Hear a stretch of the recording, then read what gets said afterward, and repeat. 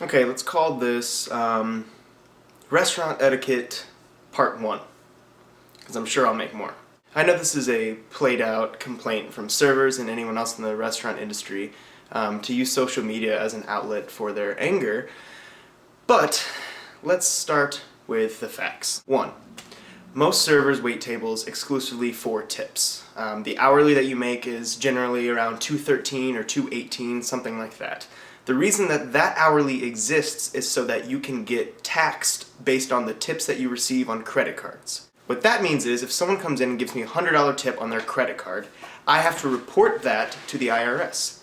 So the IRS taxes me based on the tips I've collected. This kind of makes it so that no one is making a ridiculous amount of money serving tables, and the IRS can still monitor your income. This is why servers sometimes have to pay in at the end of the year to their taxes. While they've just been making basically a living wage, there have been reports of servers being audited because the IRS thinks they're not claiming enough tips.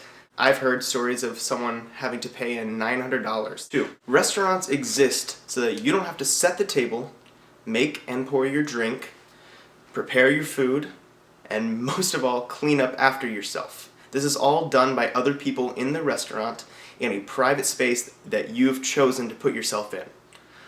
If you're not willing to pay for these services, don't go to a restaurant. The prices of the food on the menu are determined by the services needed to prepare those food and what the food costs at a giant level. You may think that your favorite restaurant charges too much for a burger, but you don't know where they're getting their beef, where they're getting their buns, where they're getting their cheese, their condiments, the money they have to pay their chef, the dishwasher, the host, the busboy, the server, the bartender, even the managers. Everyone has to make money at some point, so you can't expect your burger to cost you $2 at an actual restaurant. If you want a $2 burger, go to McDonald's. They have them there every single day. 3. The bare minimum that is being asked of you is fair compensation for the services/food that you are being provided. Think of it like a contract. You wouldn't sign a contract with someone that you had no intention of compensating fully. And as contracts goes, if something goes wrong, there are always ways to remedy this situation. For instance, if you do not like your food, or you are given something that doesn't look appetizing, however you want to say it, make sure that your server or a manager knows before you have started consuming this food.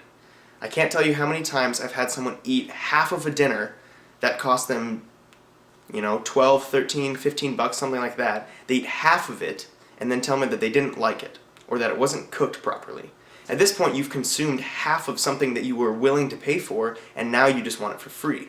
This not only makes you look cheap, it makes me look stupid because I have to return to a kitchen or a manager telling them that you didn't like it even though you've eaten half of it.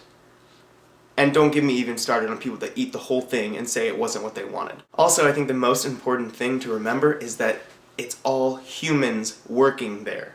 This isn't some machine that pumps out perfect food every time. No one is trying to get you to pay more than what is asked of you. No one is trying to rip you off. No one is trying to take advantage of you just because you came to a restaurant. On the contrary, we are trying to make sure that we are not getting taken advantage of by you. You might not think it's a real job, but it's as real of a job as any other. You might sit at a desk. I walk around all night taking care of you. If the restaurant I worked at didn't exist, where would you eat 3 days a week?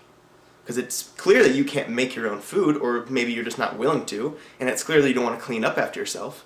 Now I'm going to show you some very, very, very simple ways of tipping correctly.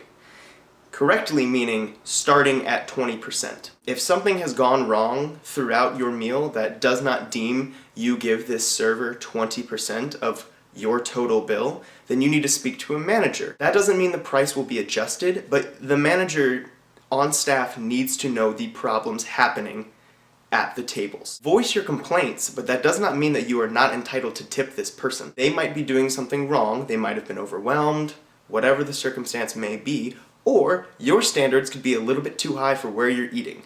Don't expect 5-star service at Chili's.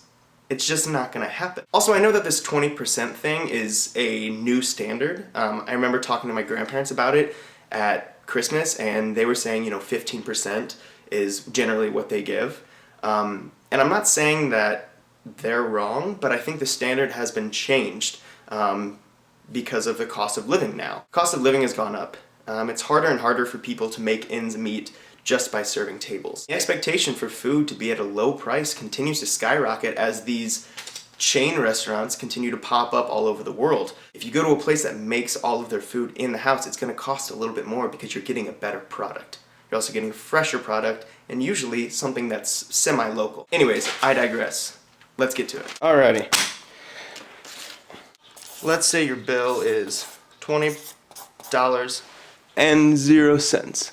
Now this won't generally happen because of menu prices, taxes, whatnot. If you move this decimal one direction to the left, that is 10% of 20. So one decimal would make this look like this.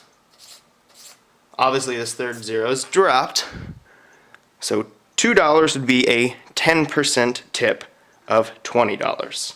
To make this 20%, you would multiply this by 2, giving us $4 as our total tip. Now this is a very acceptable tip for $20. As a server, I would say leave them a 5. It's one more dollar, it makes your total $25. If you're ready to spend 5 more dollars isn't going to break your bank. Again, if it is, go to Wendy's. Your bill ends up being $185.62. Random number, just picked it out the top of my head. So again, we take this decimal, we move it 1 to the left, giving us $18.56. The 2 goes away because, you know, whatever. Now, this is, again, 10%. As someone that just wants to do a little bit less math, you can just make that a 0. So say it's $18.50, just to make this math a little bit easier on ourselves. $37. That is the minimum that you should be tipping on $185.62 is $37. Now again, this is one of those instances where is $3 more going to kill you? If you're already ready to spend this much, 3 more to make it an even 40, I would say that's a tip for a good service. You know, if it's just mediocre, leave them the 37. Give them exactly 20% if that's what you want to do. Simply find your calculator button. Ooh. Now let's say our bill, do something insane just to show you how easy this is $874.48. Okay? Now this process is even easier. You don't have to draw anything. You just multiply by 0.2.